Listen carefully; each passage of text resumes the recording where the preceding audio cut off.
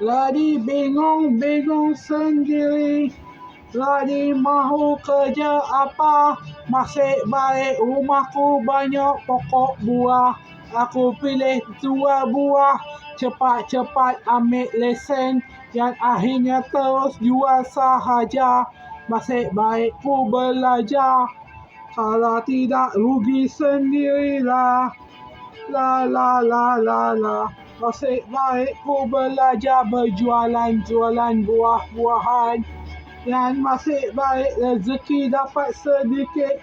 Walaupun tak cukup nak beli rumah, tapi akhirnya dapat juga beli rumah. Tabung sikit-sikit, lama-lama jadi bukit. Jual buah sikit-sikit, ada lesen tak apa-apa. Itu tidak apa-apa. Tiba-tiba nak jual buah, akhirnya berjaya beli rumah. Lepas berjaya beli rumah, keluarga paksa nikah. Aduh pula dah. Nasib baik ada pelayan, keluarga pelayan yang kebetulan mereka ada anak yang juga perlu nikah. Aku tawarkan tinggal di rumahku dengan syarat aku perlu jodoh, tak kisah nikah yang mana, asalkan ada. Dan akhirnya si kakak tawarkan diri.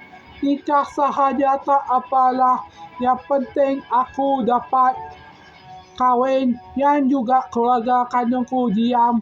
Yang akhirnya dapat rezeki besar.